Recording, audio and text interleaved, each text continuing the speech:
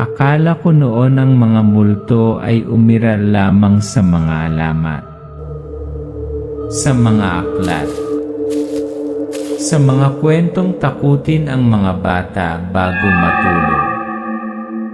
Ngunit noon may isang nayon na tinatawag na San Martin kung saan ang kadiliman ay hindi lamang ang kawalan ng liwanag, ngunit isang lugar kung saan ang kaluluwa ng tao ay maaaring lamunin unti-unti.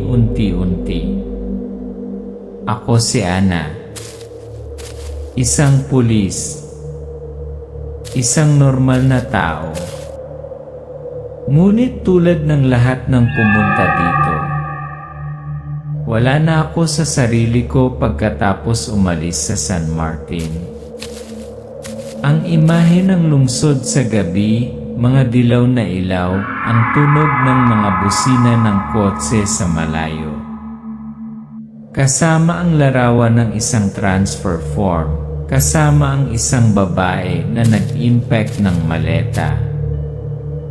Nagsimula ang lahat nang matanggap ko ang balita. Si Tita Delia, ang huling natitirang kamag-anak, ay namatay.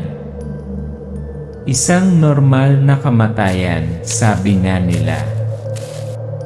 Huminto ang puso. Walang palatandaan ng karahasan. Walang investigasyon. Simpleng death certificate lang tulad ng nakakatakot na katahimikan ng nayon kung saan nakatira ang tiyahin ko. Hindi ko matanggap.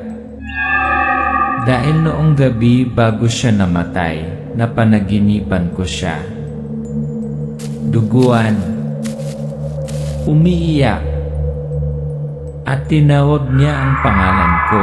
Ana, tulungan mo ako, iligtas mo ako.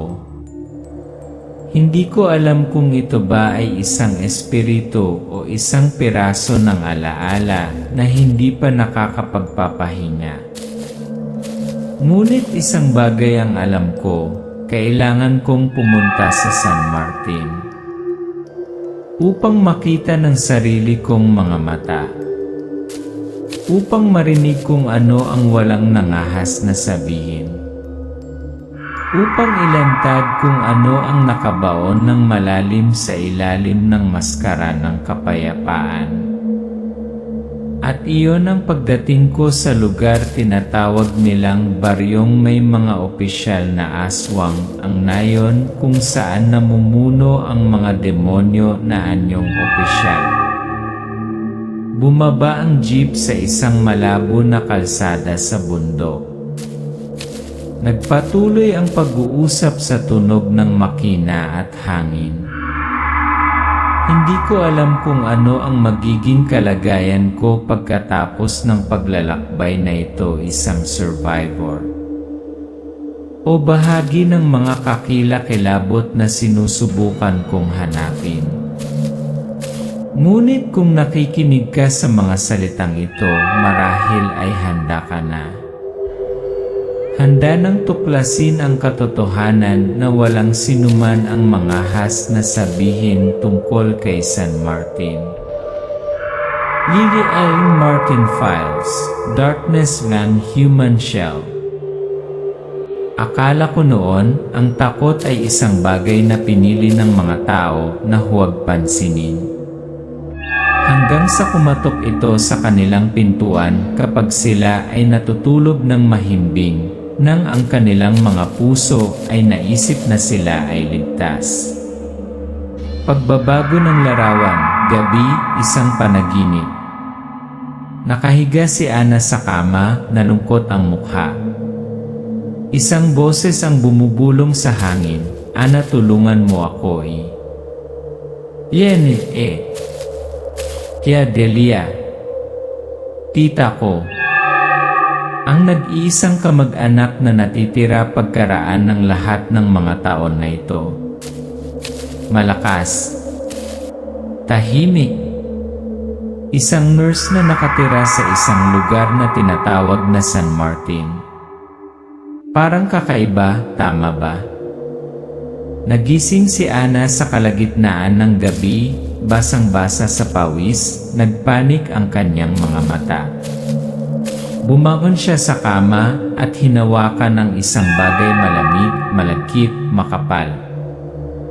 Lene. Dugo. Bukas ang ilaw. Wala. Ngunit nandoon pa rin ang madilim na pulang mansa sa sahig. Tumingin si Ana sa kanyang mga paa, pagkatapos ay tumingala, nakaharap isang anino sa dulo ng pasilyo. Ang mukha ay si Jadelia. Ngunit ang mga mata ay itim, umiiyak ng dugo. Bumalik sa realidad. Napabuntong hininga si Ana. Ang liwanag ng umaga ay sumisikat sa bintana. Yeni 3 days in a row. Same dream. Same call. Same eyes that haunt me even when I'm awake. Nakaupo si Ana sa kanyang opisina, nakabukas ang laptop. Sa screen, email na nagpapahayag ng pagkamatay ni Jadelia Sanhi, cardiac arrest. Walang autopsy. Walang mga kamag-anak na kukuha ng bangkay. Yun lang ba? Isang kamatayan. Isang piraso ng papel. At iyon lang. Pinindot ni Ana ang print button. May lalabas na work order. Paksa, Pansantala Transfer Request, Independent Investigation. Lokasyon, San Martin. Nag-impek si Ana, nilock ang pinto, inilagay ang larawan ni Jadelia sa bulsa ng kanyang dibdib. I know I can't rest easy. Not when the crying for help are still ringing in my head. Not when I'm a police officer. At ang nag-iisang apo ng babaeng nagpalaki sa akin bilang sarili niya. Flashback, si Ana ay isang bata, tumatakbo sa bakuran. Isang matandang babae, si Jadelia, ang yumakap sa kanya, nakangiti. Nag-fade to black ang eksena. Ang jeep ay lumiliko sa isang mahamog na kalsada sa bundok. The old wooden sign reads, Maligayang pagdating, San Martin. San Martin, isang maliit na nayon na nakatago sa kabundukan. Kung saan walang signal ng cellphone. Walang security camera. Tanging mga mata nanonood sa iyo mula sa anino. Isinara ng mga taga-nayon ang kanilang mga pinto nang dumaan si Ana. Isang matandang babae ang nagdarasal sa isang manikin. Ang isang bata ay gumuhit ng kalahating tao, kalahating paniki sa lupa.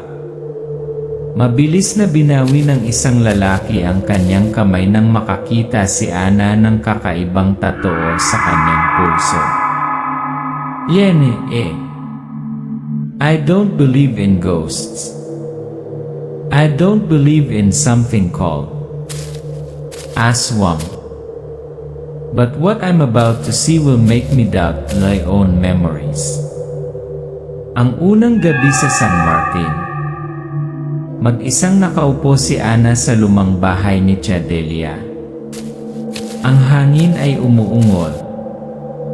Kumikislap ang mga ilaw. Sinasalamin ng salamin ang figura sa likod niya. Ngunit kapag lumingon siya, walang tao. Nabasag ang salamin. Kinuha ni Ana ang isang lumang larawan mula sa bitak sa kahoy. Ipinakita nito si Jadelia nakatayo sa tabi ng isang lalaki, si Katomas, na may ngiti na hindi pag-aari ng isang normal na tao. Akala ko noon mas malayo sa lungsod, mas magiliw ang mga tao. Ngunit hindi dito. Ang San Martin ay hindi katulad ng anumang lugar na nakilala ko. Hindi dahil sa lumang hitsura, ngunit dahil sa isang bagay na nakatago sa ilalim ng mapayapang shell na yon. Ang kotse ay huminto sa gitna ng nayon, isang maliit na parisukat. Sa gitna nito ay isang kakaibang estatwa. Kalahating tao, kalahating hayop, bukas ang bibig, hawak ang isang kumikinang na pulang batong puso. Ang mga nakapaligid na tao ay huminto sa kanilang ginagawa, tahimik na nakatingin kay Ana, hindi sa pag-usisa, ngunit pagtatanggol. Pag-drive. San Martin. Dito ka na, Miss. Ina. Ini-start ng driver ang makina at pinaandar kaagad. Lumabas si Ana, nakasalubong ang isang matandang babae. Marie. Ana Ramirez, pamangkin ni Delia. Tumango si Ana, medyo nag-aalangan. Inabot ni Marie, ngunit hindi hinawakan ang kamay ni Ana, sumenyas lang na sumunod. At Marie, ang unang babaeng kumausap sa akin dito. Best friend ng tita ko. Pero sa unang tingin alam kong may tinatago din siya. Ang bahay ni Tia Delia, isang bahay na gawa sa kahoy, nababalot ng alikabok, sarado ang mga bintana, ang lamig ng hangin. Lene, may nakatira na ba rito simula nang mamatay ang aking tiyahin? Marie, hindi. Walang mangangahas. Binuksan ni Ana ang aparador, isang sinaunang anting-anting ang nahuhulog. Sa ilalim ng kama, isang bilog ng kulay abong-abo. Sa loob ng abo, ilang hibla ng buhok, isang piraso ng kuko. Cut to that afternoon. Ana walked around the village. Iniiwasan siya ng mga bata. Isinara ng mga matatanda ang kanilang mga pinto.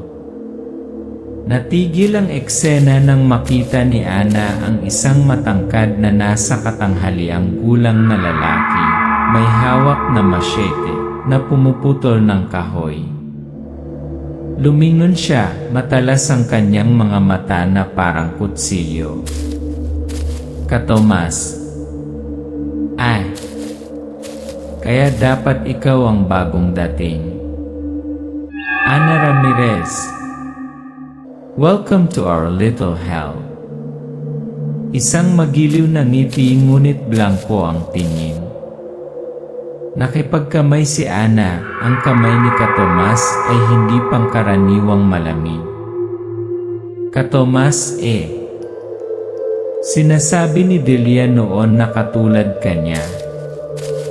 Matapang. Matigas ang ulo. Sana hindi ka katulad niya sa isang paraan, nakikialam sa mga bagay na hindi mo dapat alam. Lumapit ang gabi. Naglalakad-lakad si Ana sa nayon. Biglang namatay ang mga ilaw. Mula sa malayo, nakita niya ang isang binata na may dalang first aid backpack na tumutulong sa isang batang babae na may minor injuries. Ito ay si Joseph. Joseph, huwag kang mag-alala. Walang seryoso. Ang hangin. Hindi. Sila. Lumingon si Joseph kay Ana, nakangiti. Joseph. Ako si Joseph. Kilala kita. Pamangkin ni Delia, di ba? Tinutulungan ko siyang mamitas ng mga halamang gamot sa kakahuyan. Nagtiwala siya sa akin, kaya hindi kita iiwan dito mag-isa. Dinala ni Joseph si Ana sa isang abandonadong tindahan. Sa loob nito ay mga estatwa na kalahating tao, kalahating hayop na kapareho ng mga nasa plaza. Joseph, naniniwala ka ba sa alamat? Bumaba ang boses ni Ana. Ang hangin ay umuungol. Isang projection ng sinaunang ukit sa dingding, isang nilalang na may pakpak ng paniki, at mahabang pangil na sumisipsip ng dugo mula sa leeg ng isang tao.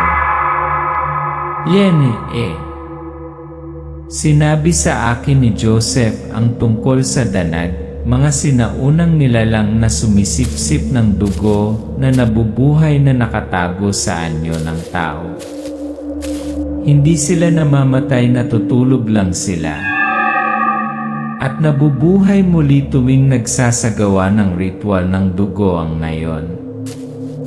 Mabilis na montage, imahe ng aksidente, isang bangkay na nakasabit sa puno. Nagbubulungan ang mga taga-nayon.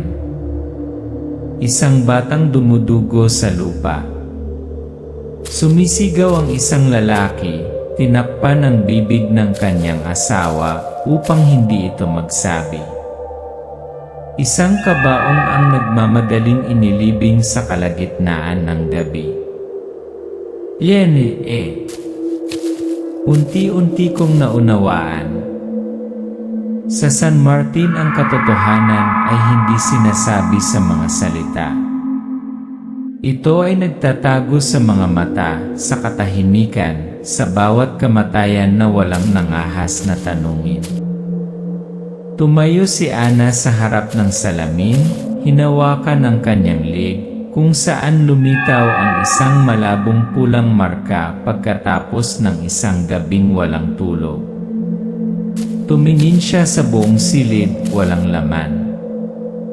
Pagkatapos ay bumalik siya sa salamin at nakita niya si Tia Delia na nakatayo sa likuran niya.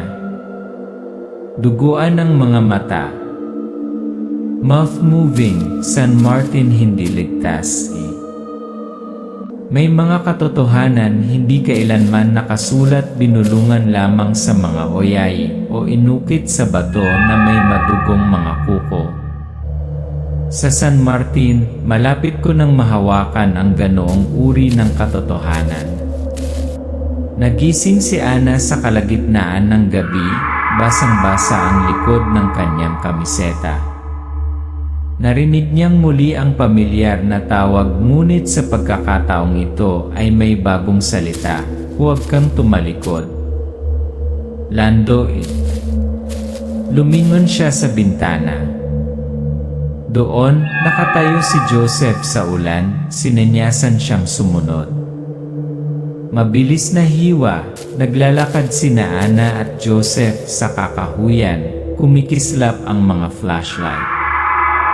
Inilabas ni Joseph ang isang lumang sulat kamay, talaarawan ni Tia Delia.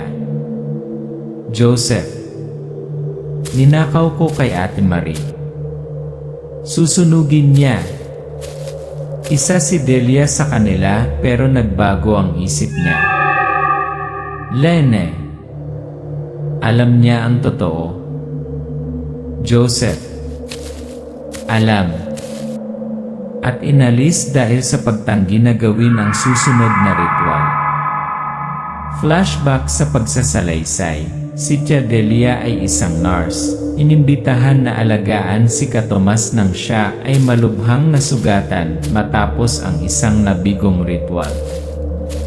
Mula doon, natuklasan niya na ang sugat ay hindi naghihilom ngunit hindi rin dumudugo. Ang mga taong sugatan na yon ay hindi mga ordinaryong tao. Bumalik sa kasalukuyan. Dinala ni Joseph si Ana sa isang ipinagbabawal na kuweba, kung saan nakatago ang mga larawang bato, bungo, at altar ng paghahain. Joseph. Si Lando ang kapatid ko ay isa sa kanila. Ngunit hindi. Ako ayoko maging isa. Biglang ingay sa likod. Tumalikod si Ana, nakatayo si Lando sa bukana ng kuweba. Namumula ang mga mata, may hawak na dugo ang masyete. Lando.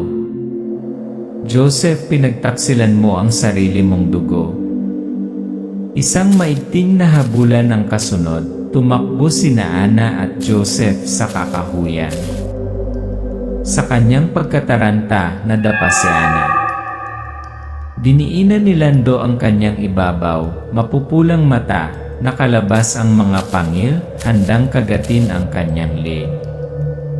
Sa tamang panahon, gumamit si Joseph ng nasusunog na troso para harangin ito. Napasigaw si Lando at napaatras ang apoy. Nagising si Ana sa bahay ni Joseph. Siya ay may mataas na lagnat na hihibang. Sa kanyang panaginip, nakita niya ang isang babae na nakasuot ng sinaunang puting damit, inukit ang babaylan charm sa kanyang noo. Ang dugo mo ang mata ng katotohanan. Ang babaylan lang ang nakakakita sa dilim. Nagising si Ana, humihingal. Hinawakan ng kanyang kamay ang mahinang pabilog na marka ng paso sa gitna ng kanyang noo, katulad ng simbolo sa kuweba ng sakripisyo. Nagsimula akong makakita ng mga bagay na hindi nakikita ng mga normal na tao. Mga anino na kumakapit sa likod ng mga taga-nayon. Pulang mga mata na kumikislap sa likod ng mga bintana. Nakita ko ang peke sa ngiti ni Katomas. Diretso si Ana sa punong tanggapan ng barangay. Hinihilig na makita si Katomas. Sa loob, nakasabit sa dingding ang mga lumang larawan. Isa sa kanila, Katomas, Ate Marie, Lando at Tia Delia, nakatayo sa gilid, malamig ang mukha. Lene. Alam niya. At pinatay mo siya. Katomas, mahinahon. Walang pumapatay ng sinuman. Ang mga katulad natin hindi kailangang pumatay ng sinuman. Naming ginigising sila. Tumakbo si Ana palabas ng gusali. Umuulan. Naghihintay si Joseph. Walang sinasabi sa kanilang dalawa. Ngunit ang kanilang mga mata nagkakaintindihan. Joseph. Kung gusto mong tapusin ito, kailangan mong sirain ang ritual. Kailangan mong sirain ang mga bagay na nagpapakilala sa kanilang sarili bilang tao at kailangan mong magsimula sa taong pinagkakatiwalaan ko ng lubos. May mga katotohanan hindi kailanman nakasulat, binulungan lamang sa mga oyayi o inukit sa bato na may madugong mga kuko. Sa San Martin, malapit ko nang mahawakan ang ganoong uri ng katotohanan. Nagising si Ana sa kalagitnaan ng gabi, basang-basa ang likod ng kanyang kamiseta. Narinig niyang muli ang pamilyar na tawag, ngunit sa pagkakataong ito ay may bagong salita, huwag kang tumalikod. Lando. Lumingon siya sa bintana. Doon, nakatayo si Joseph sa ulan, sinenyasan siyang sumunod. Mabilis na hiwa. Naglalakad sina Ana at Joseph sa kakahuyan, kumikislap ang mga flashlight. Inilabas ni Joseph ang isang lumang sulat kamay, tala-arawan ni Tia Delia. Joseph. Ninakaw ko kay Ate Marie. Susunugin niya. Isa si Delia sa kanila pero nagbago ang isip niya. Lene.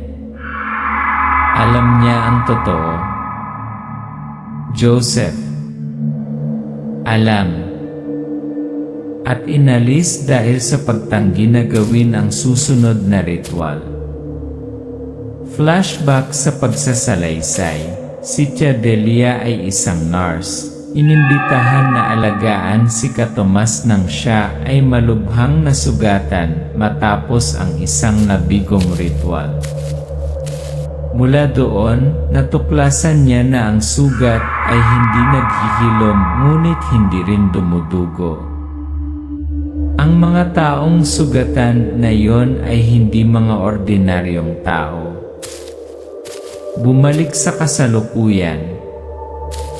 Dinala ni Joseph si Ana sa isang ipinagbabawal na kuweba, kung saan nakatago ang mga larawang bato, bungo, at altar ng paghahain. Joseph. Si Lando ang kapatid ko ay isa sa kanila. Ngunit hindi. Ako ayoko maging isa. Biglang ingay sa likod. Tumalikod si Ana, nakatayo si Lando sa bukana ng kuweba. Namumula ang mga mata, may hawak na dugo ang masyete. Lando. Joseph, pinagtaksilan mo ang sarili mong dugo. Isang maigting na habulan ng kasunod, tumakbo sina Ana at Joseph sa kakahuyan. Sa kanyang pagkataranta, nadapa si Ana. Diniinan ni Lando ang kanyang ibabaw, mapupulang mata, nakalabas ang mga pangil, handang kagatin ang kanyang leg. Sa tamang panahon, gumamit si Joseph ng nasusunog na troso para harangin ito. Napasigaw si Lando at napaatras ang apoy. Nagising si Ana sa bahay ni Joseph. Siya ay may mataas na lagnat na hihibang. Sa kanyang panaginip, nakita niya ang isang babae na nakasuot ng sinaunang puting damit, inukit ang babaylan charm sa kanyang noo. Ang dugo mo ang mata ng katotohanan. Ang babaylan lang ang nakakakita sa dilim. Nagising si Ana, humihinga. Hinawakan ng kanyang kamay ang mahinang pabilog na marka ng paso sa gitna ng kanyang noo, katulad ng simbolo sa kuweba ng sakripisyo. Nagsimula akong makakita ng mga bagay na hindi nakikita ng mga normal na tao. Mga anino na kumakapit sa likod ng mga taga-nayon. Pulang mga mata na kumikislap sa likod ng mga bintana. Nakita ko ang peke sa ngiti ni Katomas. Diretso si Ana sa punong tanggapan ng barangay. Hinihilig na makita si Katomas. Sa loob, nakasabit sa dingding ang mga lumang larawan. Isa sa kanila, Katomas, Ate Marie, Lando at Tia Delia, nakatayo sa gilid, malamig ang mukha. Lene. Alam niya. At pinatay mo siya. Katomas, mahinahon. Walang pumapatay ng sinuman. Ang mga taong tulad natin hindi kailangang pumatay ng sinuman. Naming ginigising sila. Tumakbo si Ana palabas ng gusali. Umuulan. Naghihintay si Joseph. Walang sinasabi sa kanilang dalawa. Ngunit ang kanilang mga mata nagkakaintindihan. Joseph. Kung gusto mong tapusin ito, kailangan mong sirain ang ritual. Yan dapat sirain ang mga nagpapanggap na tao at dapat magsimula sa taong pinagkakatiwalaan ko. Part 4. Ye Night, Ye Blood Ritual, When Ye Demand House. Akala ko noon, ang pinakamasama ay ang pagtaksilan. Ngunit ang masama ay kapag ang isang buong nayon ay isang buhay na kasinungalingan. Nagtatago sina Ana at Joseph sa likod ng mga telang nakasabit sa labas ng ritual na bilog. Nakatayo si Katomas sa gitna ng bilog. Si Lando ay nasa tabi niya, nakasuot ng pulang balabal. Sa mesang bato, nakatali ang isang bata na may nakaguhit na spiral na may bahid ng dugo sa kanyang noo. Tumataas ang awit.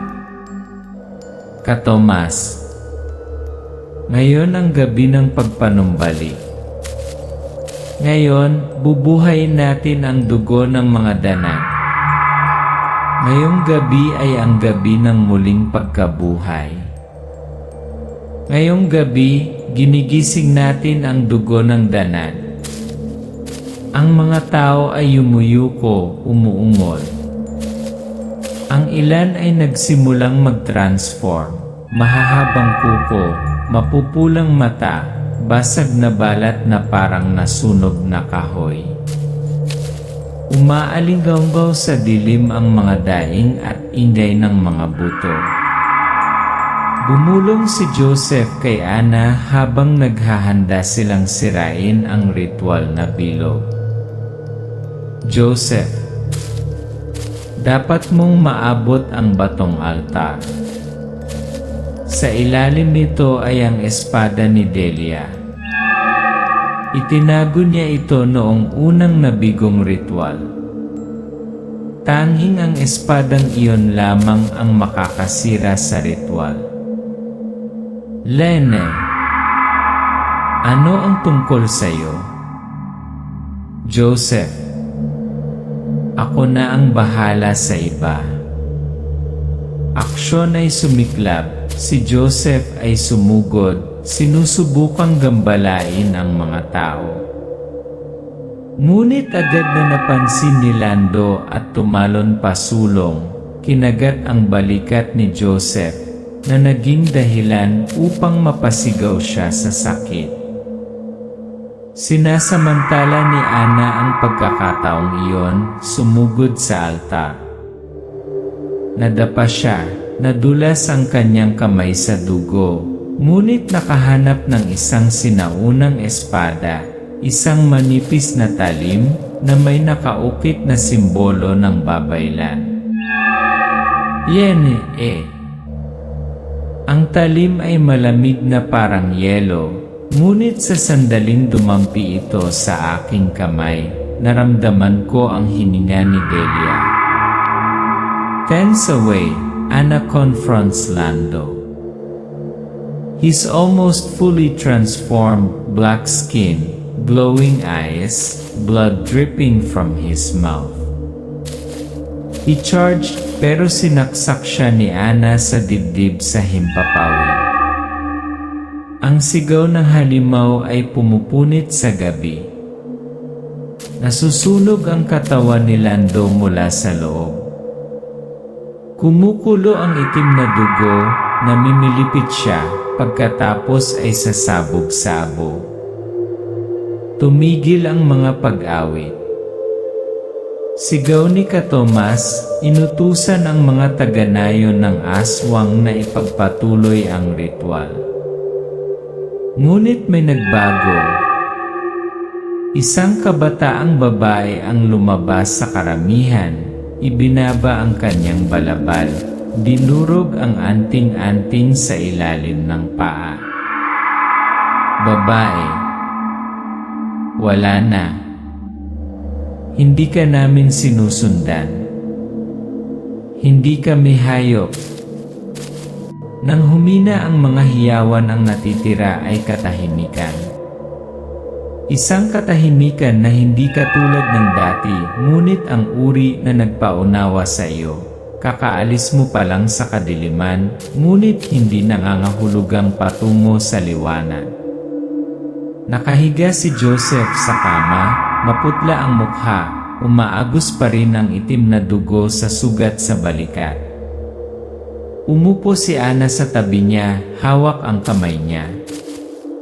Sa unang pagkakataon, nanginginig ang matitigas niyang mga mata. Lene, maraming beses mo na akong iniligtas, Joseph. Ngayon ko na. Pilit na umiti si Joseph. Joseph, kung mamatay ako, huwag kang magpaalam. Say see you again in another, cleaner San Martin. Nakakaantig na eksena, bahagyang hinalikan ni Ana si Joseph sa noo. Ang kanyang dugo, ang inapo ni Babaylan, ay tumutulo sa kanyang sugat. Isang malambot na liwanag ang kumalat mula sa kanyang kamay. Unti-unting nakahinga si Joseph. Yene, hindi ako naniniwala sa mga himala. Ngunit naniniwala ako sa lakas ng loob.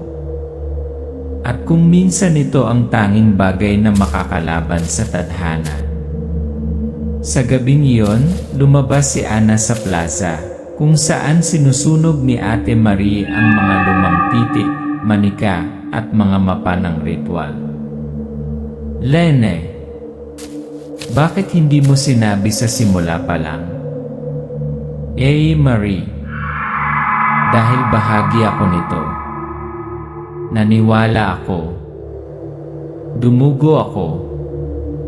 Yumuko ako.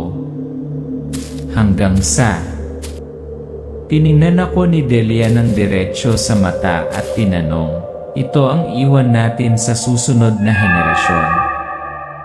Napaiyak si Marie. Sa unang pagkakataon, hindi na siya malamig. Siya ay tao, may kapintasan, nasaktan at nagsisi. Montage. Ang mga taga-nayon ay naglilinis ng nayon, nag-aalis ng mga anting-anting, nagwawasak ng mga estatwa, nag-aalis ng mga sinaunang masasamang simbolo. Ang mga bata ay natututong magbasa sa isang pansamantalang silid-aralan. Si Joseph, ang kanyang kamay ay nakabenda pa, ginagabayan ang mga taga-nayon sa pag-araro ng lupa. Tinulungan ni Ana ang isang matandang babae na maghanap ng gamot. Yene, may pagpipilian ako. Ang lisanin ang lugar na ito at mawala ito sa aking alaala. Ngunit pagkatapos ay naisip ko si Delia, si Joseph, ang bawat taong nilamon ng kadiliman. At alam ko, hindi ako maaaring tumalikod. Tumingin siya sa burol. Nililipad ng hangin ang kanyang buhok. Maningning ang kanyang mga mata, parehong umaasa at maingat. Gabi na. Nagpatrolya si Ana sa nayon. Ang hangin pa rin. Ang mga parol na nakasabit sa mga sanga ay malumanay na umuugoy. Huminto siya sa daanan patungo sa kabubatan. Isang kaluskos ang narinig.